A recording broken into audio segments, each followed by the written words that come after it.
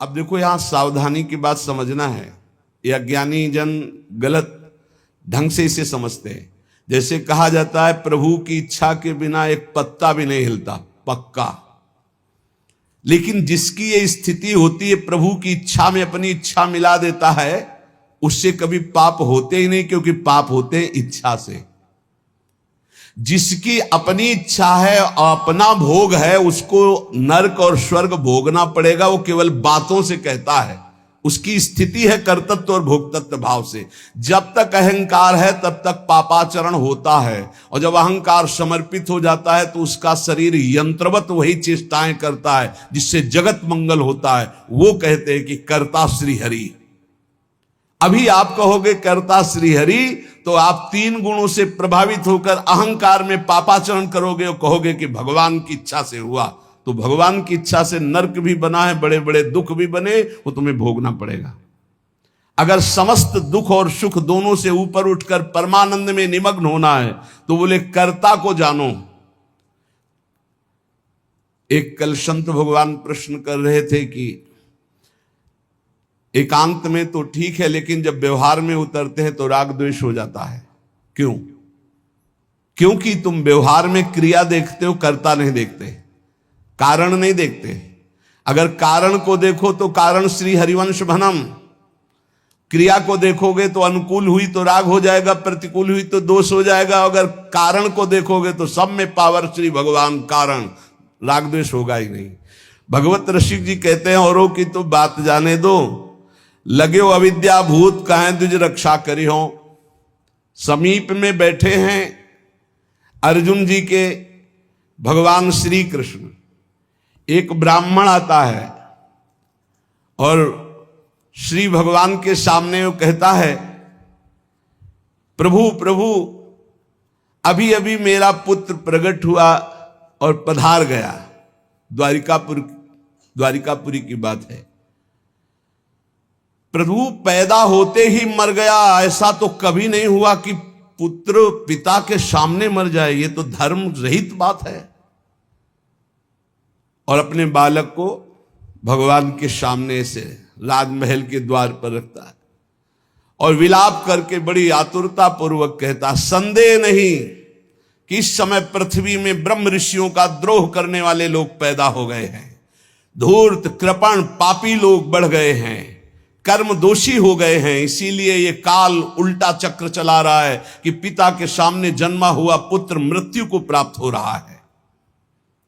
ये राज हिंसापरायण दुश्शील अजितेंद्री प्रजा को दरिद्री कर रहे हैं, कर ले करके दुख पर दुख प्रजा भोग रही है। इसीलिए ये हमको सामने महान संकट देखना पड़ा। अधार्मिक राजाओं के होने के कारण मेरा पुत्र मेरे सामने मरा, ऐसा काल व्यतिक्रम है, नहीं होना चाहिए था। इस प्रकार बोलकर चला गया। फिर दूसरा पुत्र हुआ तो फिर मर गया, फिर बोल के चला गया। तीसरा पुत्र पैदा हुआ, फिर मर गया, फिर वैसे ही बोल के चला गया। जब नवें बालक के मरने पर वो वहां आया तो अर्जुन जी ने कहा, ब्राह्मण सुनो, इस निवास स्थान द्वारिका में ऐसा लगता है कोई धनुषधारी छत्री नहीं है। बार बार तुम यहां रोकर चले जाते और कोई नहीं बोलता कि मैं तुम्हारी रक्षा करूंगा। क्या है ये प्रजा पालन है?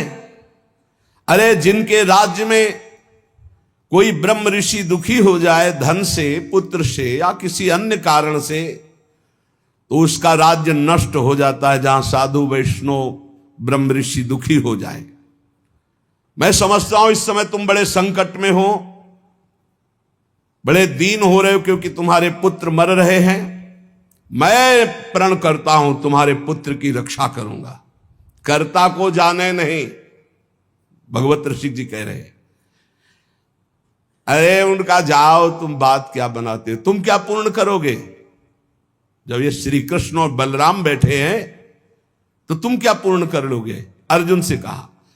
तो वो कह रहे हैं, अहम वा अर्जुनो नाम गांडीवम यस्य वै धनो नाहम संकर्षणो ब्रह्मन्न कृष्ण कार्षणेव च अहम वार्जुनो नाम गांडीवम यस्य वै धनो। हे, मैं कोई संकर्षण नहीं हूं बलराम जी, और मैं कोई कार्ष्णी कृष्ण नहीं हूं। मैं गांडीव धनुषधारी अर्जुन जो बोलता हूं वही करके दिखाता हूं। यहां दो भाव निकलते हैं कि देखो भाई, मैं कोई कृष्ण बलराम तो हूं नहीं, उनका दास हूं। तो भगवान अपने प्रण को चाहे भुला दे, लेकिन दास के प्रण का निर्वाह करते, इसलिए मैं प्रण लेता हूं कि मैं तुम्हारे पुत्र की रक्षा करूंगा। और एक भाव ये होता है कि मैं कोई कृष्ण बलराम नहीं हूं, मैं गांडीव धनुषधारी अर्जुन हूं जो प्रण लेता हूं उसे पूर्ण करता हूं। ब्राह्मण ने कहा, कैसी बड़बड़ करके बातें कर रहे हो? संकर्षणो वासुदेवा प्रद्युम्नो धन्विनाम वरः अनिरुद्धो अप्रतिरथो न त्रातुम शक्नुवन्ति यत् तत्कथम नु भवान कर्म दुष्कर्म जगदीश्वरै चिकीर्षसि त्वं बालिष्यात् तन्न सदम्हे वयम्। अरे जहां बलराम जी विराजमान, हल मूसलधारी सुदर्शन चक्रधारी श्री कृष्ण प्रद्युम्न अनिरुद्ध, ये अतिरथी महावीर, जब ये जगदीश्वर हमारे पुत्र की रक्षा नहीं कर सके तो तू क्या ये बालकों की मूर्खता जैसी बात करते हो? अर्जुन से कहा। अर्जुन ने कहा, फिर कहता हूं मैं गांडीव धनुषधारी अर्जुन हूं। ब्राह्मण देवता, यदि मैंने तुम्हारे पुत्र की रक्षा नहीं की तो चिता लगाकर तुम्हारे सामने भस्म हो जाऊंगा। मेरे बल पौरुष का तिरस्कार मत करो।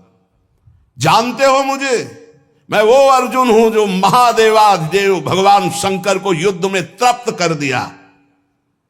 ऐसा है, मैं अधिक क्या कहूं? अगर मृत्यु भी सामने आएगी तो मैं जीत कर तुम्हारे पुत्र की रक्षा करूंगा, मैं वचन देता हूं। तब ब्राह्मण ने कहा, जय हो कुंती नंदन अर्जुन, तुम्हारी जय हो भाई, धन्य है, तुम्हारा बल पौरुष प्रशंसनीय है। अब मैं जा रहा हूं, जब बालक होने को होगा तो मैं तुम्हें सूचना दूंगा। फिर समय आया प्रसव का, ब्राह्मण भागता हुआ आया, अर्जुन अर्जुन इस बार तुम मेरे बच्चे को बचा लो, मृत्यु से बचा लो।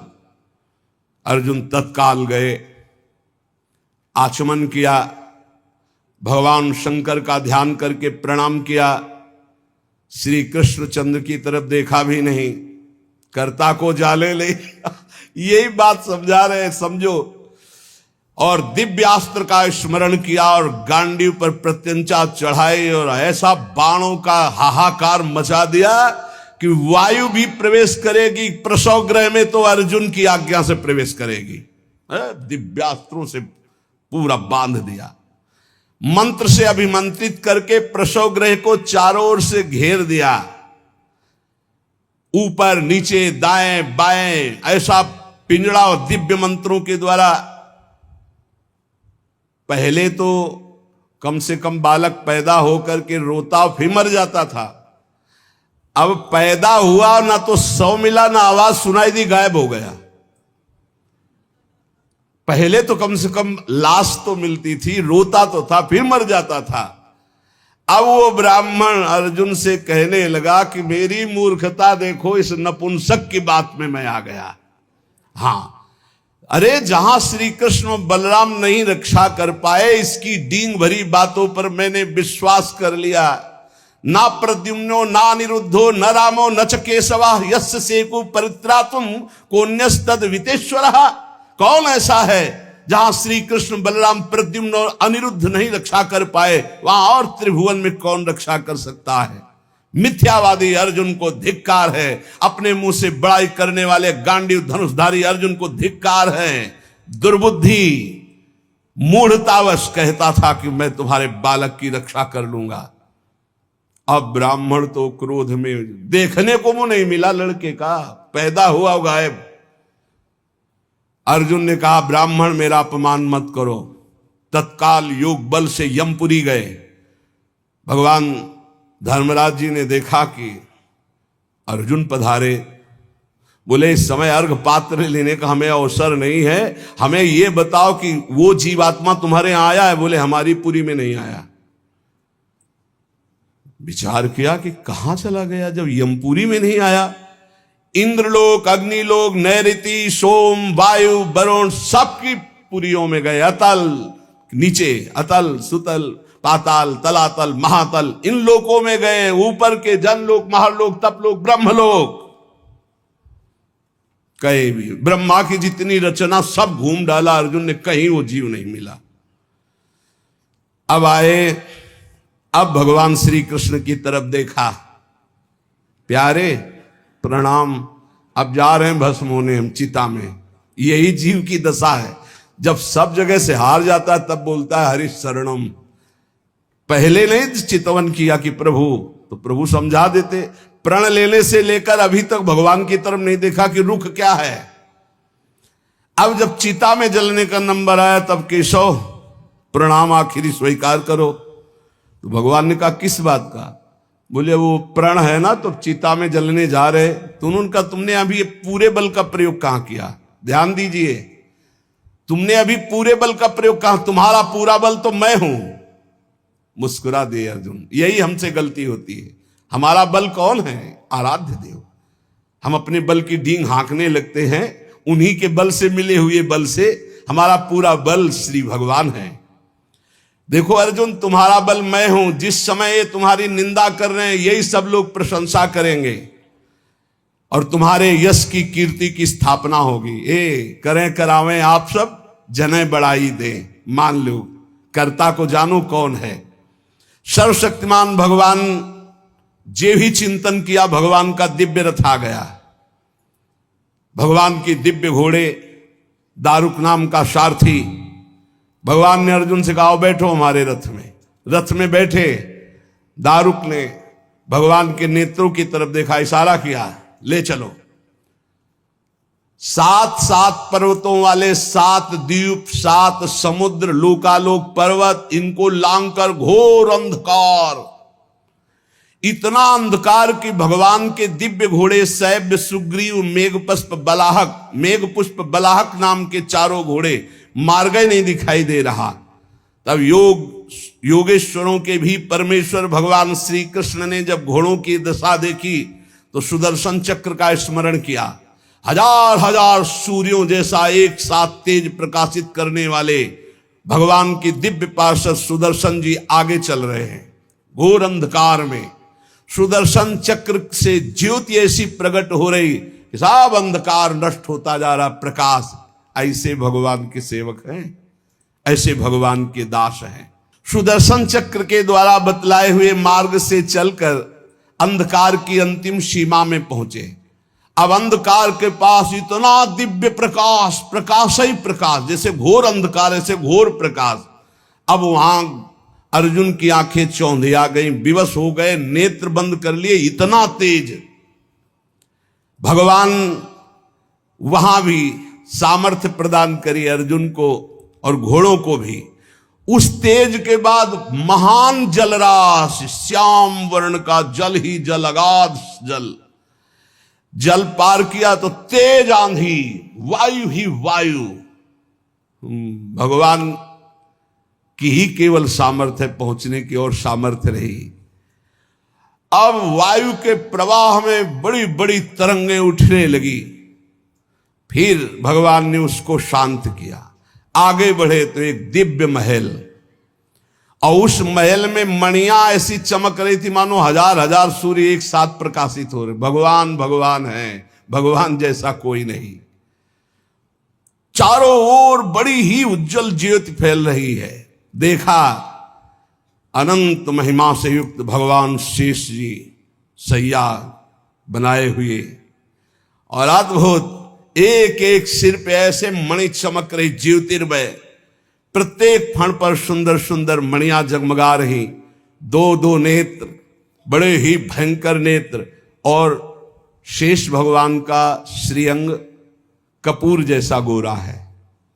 कैलाश पर्वत के समान श्वेत वर्ण, नीले रंग की जीभ और गला नीला, भयंकर नेत्र, फणों पर मणि चमक रही। अर्जुन ने देखा शेष भगवान की सुखमयी सैया पर सर्वव्यापक महान प्रभावशाली परम पुरुषोत्तम भगवान भूमा पुरुष विराजमान है। अर्जुन बार बार श्री कृष्णचंद्र जी की तरफ देख रहे हैं। भूमा पुरुष है तो एक ही, ये कहां ले आए? एक तो ये श्री कृष्ण, एक ये श्री कृष्ण, क्योंकि द्वारिकाधीश भी चतुर्भुज रूप और हरि भी चतुर्भुज रूप। शरीर की कांति वर्षाकालीन मेघ के समान श्याम रंग, अत्यंत सुंदर पीतांबर धारण की, मुख पर प्रसन्नता, कमल जैसे नेत्र, बहुमूल्य मणि जटित मुकुट, कुंडल कांति, घुंघराली अलकावली, लंबी लंबी सुंदर भुजाएं, कौस्तुभ मणि, वक्षा स्थल में श्रीवत्स का चिन्ह, घुटनों तक माला, वही श्रृंगार। जैसा द्वारिकाधीश का वैसा ही प्रभु का श्रृंगार। अर्जुन ने देखा नंद सुनंद जय विजय ये सब पार्षद मूर्तिमान होकर, पुष्टि श्री कीर्ति अजा ये चारों दिव्य शक्तियां, रिद्धियां निधियां लोकपाल ये सब वहां हाथ जोड़े खड़े हैं। वो भगवान श्री कृष्ण भी प्रणाम कर रहे हैं। तो अर्जुन देख रहे हैं कि ये है क्या लीला, अपने आप को अपने आप से, और कह रहे प्रणाम करो, ये अनंत महिमाशाली भूमा पुरुष भगवान है। अर्जुन भयभीत हो गए कि एक तो ये मेरे सखा श्री कृष्ण, दूसरे ये भूमा पुरुष। श्री कृष्ण ने फिर प्रणाम किया और हाथ जोड़कर कहा कि हे भूमा पुरुष, आप कृपा करके आदेश कीजिए। गंभीर वाणी में बोले, हे अर्जुन और हे श्री कृष्ण, तुम दोनों को देखने के लिए मैंने उन पुत्रों का अपहरण किया, मैंने अपने पास मंगाया। तुम मेरे ही अंश से प्रकट हुए हो और धर्म की रक्षा के लिए पृथ्वी पर अवतार ग्रहण किया। पृथ्वी के भार से दैत्यों का संहार कर चुके हो, अब तुम्हें लौटकर हमारे ही स्वरूप में फिर विलीन होना है। तुम पूर्ण काम सर्वश्रेष्ठ हो, जाओ अभी कुछ कार्य बकाया है, लोक संग्रह के लिए वो कार्य करके पुनः मेरे पास आ जाओ। भगवान श्री कृष्ण भी हाथ जोड़े खड़े, अर्जुन भी खड़े हैं। अति विचित्र भगवंत गति, बड़े बड़े ख्याली। अर्जुन के होश उड़ गए, नए भूमा पुरुष कौन हो गए भाई? ये परम पुरुष तो हमारे सामने खड़े हैं, यही है यही।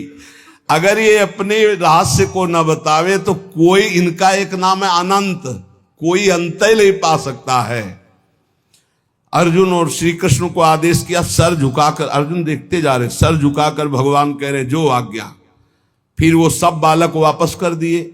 उन बालकों के लिए वैसे ही मार्ग से फिर द्वारिका में लौट के आए, और बालक अपनी अपनी आयु के अनुसार बड़े भी हो गए थे।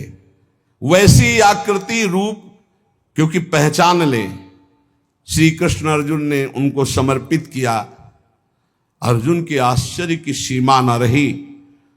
तब उन्होंने अनुभव किया और भगवान से कहा, प्रभु मुझे पता चल गया। बोले क्या? बोले पूरे जगत में जिसके बुद्धि बल, ज्ञान बल, पौरुष बल जो कुछ भी है वो हे श्री कृष्ण केवल आपकी कृपा से है, ये मुझे पता चल गया। यही पता चलना है। इसीलिए रोज सत्संग सुनो, एक बार सुनने से काम नहीं चलेगा। गीता सुनने के बाद क्या कहा था? नष्टो मोहा स्मृति लब्धा। फिर क्या हो गया? फिर मोह। ये हवा है, आंधी है, कभी भी गंदा कर सकती बुद्धि को। देखो अर्जुन जी ने गीता सुनने के बाद कहा था नष्टो मोहा स्मृति लब्ध, फिर मोह हो गया, मोह माने अज्ञान। फिर कहने लगे कि मैं कोई श्री कृष्ण बलराम, आज फिर बोल रहे हैं आप। इसीलिए निरंतर भजन और सत्संग के लिए महापुरुष जन कहते हैं, जिससे हमारी बुद्धि रोज पावन होती रहे। जैसे पोछा लगा दिया सोनी लगाने के बाद और दरवाजा खुला छोड़ दिया तो फिर गंदा होने की संभावना। इस समय हर इंद्रियों को शासन में रखते हुए नाम जप करते, ये परम पद तब प्राप्त होता है। तो इसलिए भगवत रसिक जी कह रहे हैं कि कर्ता कृत जाने नहीं, माने निज करतूति, ते प्राणी दुख पावहीं, लगो अविद्या भूत। ये बहुत जल्दीबाजी में फिर सब बिगड़ जाता है। धैर्य पूर्वक भगवान का आश्रय लेकर नाम जप में लगो, इसी से परम मंगल होता है, इसी से परम लाभ होता है। क्योंकि भगवान शंकर भी जिनका चरणोदक माथे पे धारण किए हुए हैं वो भगवान श्री हरि हैं। एक बार सरस्वती नदी के तट पर ब्रह्म ऋषि जन यज्ञ कर रहे थे, तो उसमें सब ऋषियों ने कहा कि यद्यपि भगवान ही सब रूपों में है, पर भगवान के किस रूप को सर्वश्रेष्ठ मानकर आश्रय लिया जाए और अग्र पूजा की जाए यज्ञ में। भगवान के सब रूप हैं, हमें कोई संशय नहीं। तो उनका प्रगट रूप की महिमा प्रकाशित करने के लिए किसी ब्रह्म ऋषि को परीक्षा लेनी होगी त्रिभुवन के तीनों बड़े ईश्वरों की, हरि, देवाधिदेव महादेव, ब्रह्मा। तो ब्रह्मा पुत्र भृगु जी खड़े हुए, उन्होंने कहा परीक्षा तो हम ले लेंगे, निर्णय आप कर देना। सब ऋषियों की वंदना करके भृगु जी गए और ब्रह्मा जी के सामने ऐसे खड़े हो गए। ब्रह्मा जी ने देखा कि पुत्र है पर अभद्र व्यवहार, महापुरुषों के सामने ऐसे नहीं खड़ा हो जाता, नहीं सारे पुण्य नष्ट हो जाते हैं। ये जो संत महात्मा गुरुजन भगवत विग्रह, उनके सामने ऐसे नहीं, कभी मंदिर में ऐसे नहीं, कभी गुरु जी के सामने ऐसे, कभी संतों के सामने ऐसे नहीं। वो अभद्र मंगलकारी आचरण वाले लोग होते हैं जिनको ज्ञान नहीं, ऐसे खड़े होना, हाथ बांध कर खड़े हो नहीं, हाथ जोड़कर खड़े हो या सौम्य मुद्रा में खड़े हो। अगर वो सामने से निकल रहे तो नेत्रे झुका दो, केवल इतना ही कर दो अभिमान में। अगर बहुत भरे हो तो थोड़ा नेत्रे झुका दो, ना हाथ जोड़ो। चलो तुम्हारा अगर घट जाता है हाथ जोड़ने से तो ऐसे कर लो। तो ब्रह्मा जी के सामने गए, बस ऐसे ऐसे खड़े हो। क्रोध आया कि इतना बड़ा ऋषि होकर और ऐसा अभद्र व्यवहार करता है, पर फिर एकदम भ्रकुटी तो चढ़ी, गुस्सा तो आया, पर शांत हो गए। है तो मेरा ही बेटा, भृगु जी ब्रह्मा जी की तो पुत्र है। ब्रह्मा जी शांत हुए, भृगु जी कुछ नहीं बोले, चले गए। जब कैलाश पहुंचे तो देवादिदेव जी ने कहा आओ आओ ब्रह्म ऋषि श्रेष्ठ, आओ तुम्हारा स्वागत है। बोले मुंडों की माला धारण करते हो, चिता की राख लगाते हो और हम तुम्हारे गले लगेंगे। अरे उन्होंने कहा हम तुम्हें ब्रह्म ऋषि मान के स्वागत करें, तुमने ऐसे समझा क्या उठाया त्रिशूल? भगवान शिव ने कहा तुमने ऐसे समझा क्या कि हम तुम्हारा आदर कर रहे हैं ब्रह्म ऋषि मानकर के, तुम जो है अवहेलना कर रहे हो। आप मुंडों की माला पहनते हो, चिता की भस्म लगाते हो, कहते हो आओ तुम्हारे गले लग जाएंगे। महादेव जी ने उठाया त्रिशूल, रोक, तो भृगु जी चल दिए वहां से। और भगवान श्री हरि के धाम पहुंचे वैकुंठ में। लक्ष्मी जी चरण चाप रही थी, अर्ध निमीलित नेत्र में परमानंद में डूबे हुए भगवान गए, सीधे एक लात मारी छाती पे। लक्ष्मी जी तो आश्चर्यचकित हो गई, तभी कहा कि भीख मंगाऊंगी ब्राह्मणों, तुम हमारे प्रीतम के लात मारा ना। ऐसे पहले प्राय ऐसे ब्रह्म ऋषिजन जो होते थे ना, व्यवस्था, वेद के अपार ज्ञानी, तप के महाधनी, भोजन की व्यवस्था। लक्ष्मी जी कहते हैं तुम्हारे पास नहीं आएंगी, हमारे प्रीतम को लात मारा है ना तुमने। लक्ष्मी जी तो थोड़ा नाराज हुई और हरि उठ के बैठ गए और चरण दबाने लगे। कहा बड़ा कठोर हृदय है हमारा, आपके बड़े कोमल चरण हैं, अगर मुझे पता चलता तो मैं आपके चरणों की अगवानी करता, मुझसे अपराध बन गया कि मैंने अगवानी भी आपके चरणों की। और चरण दबाने लगे। भृगु जी के नेत्रों में अश्रु आ गए और कहा प्रभु बस यही देखने के लिए हमको सब ब्रह्म ऋषियों ने भेजा था। यद्यपि आप ही शिव हो, आप ही ब्रह्मा हो, आप ही चराचर जगत हो, पर प्रभु आपका जो करुणा वरुणालय हरि रूप है यही सर्वाराध्य है। तो कर्ता कृत जाने नहीं, यही बचाते हैं, सबको बचाते हैं। एक बार ब्रकासुर नाम का एक असुर था, उसने सोचा कोई ऐसा देवता मिले जो जल्दी प्रसन्न हो जाए, हमारी कामना की पूर्ति कर दे। तो देवर्षि नारद जी मिल गए। नारायण नारायण नारायण। देवर्षि नारद जी एक ऐसे महात्मा है जिनको कोई द्रोह नहीं करता। त्रिभुवन में कंस भी एकांत में बैठाल कर सलाह लेता है, हिरण्यकश्यप भी उठकर आदर करता। कोई भी हो त्रिभुवन में देवर्षि नारद जी से कोई, जिसको मिलेंगे बिल्कुल पक्की सलाह बताएंगे। कंस ने स्वागत किया, बैठाला और कुशल मंगल। हाँ प्रभु, पूरा प्रजा राज्य सब कुशल मंगल है। अभी अभी की बात है, वो वसुदेव जी आए थे लड़के को लेकर, हमने वापस कर दिया कि हमें तो 8वां से भय है। नहीं नहीं, गड़बड़ है। कमल उठाया, कहा देखो यहां से गिनो 1 2 3 4 5 6 7 8, आया ना 8वां, पहला आया ना, फिर दूसरे शुरू किया, हर 8वां हो सकता है। उनको लगा कि नारद जी जैसा कृपालु कौन हो सकता है, और नारद जी को लगा ऐसे ये दया करेगा तो भगवान के अवतार में देरी हो जाएगी, क्योंकि 8वें में आना है।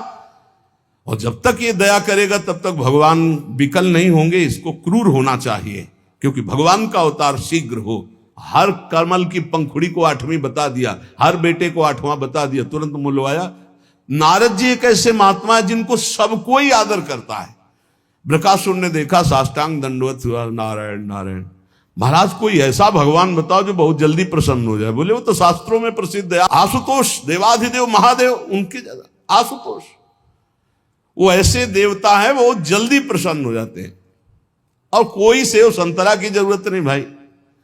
देवाधिदेव महादेव देख लो, कोई देवता ऐसा भोग नहीं पाएगा, त्रिभुवन में कोई देवता नहीं ऐसा भोग पाएगा जैसा देवाधिदेव भगवान शिव एक चुल्लू जल में प्रसन्न। ऐसे ऐसे कृपालु हैं कि जो कोई सृष्टि में न स्वीकार करे वो स्वीकार करने के लिए तैयार, उतने में प्रसन्न हो जाते हैं। बोले आशुतोष देवाधिदेव महादेव हैं। अब वो सोचा कि मंत्र और ये आराधना हमसे तो बनेगी नहीं, आसुरी प्रवृत्ति है। तो अग्नि को प्रकाशित करके अपने शरीर का मांस नोच नोच करके स्वाहा, भगवान शिव का मंत्र जपता तो स्वाहा। भगवान शिव बड़े कृपालु के, बेकार को ऐसे, हम तो एक चुल्लू जल में प्रसन्न हो जाते हैं, इतनी भगवान शिव प्रसन्न हो गए। कर्ता को जाने नहीं, हम ये बता रहे। भगवान शिव ने कहा काहे को तुम इतना कष्ट सह रहे हो, क्या चाहिए तुम्हें? तो माता जी के सहित प्रकट हुए थे। माता जी त्रिपुर सुंदरी, असुर है ना, राक्षस, तो इसकी बुद्धि तो राक्षसी ही रहेगी। भगवान शिव की तरफ देखा, माता जी की तरफ देखा। उसने कहा प्रभु मेरी इच्छा है कि मैं जिसके ऊपर हाथ रख दूं वो भस्म हो जाए। भगवान शिव बिना विचार किए बोले तथास्तु, ऐसा ही हो।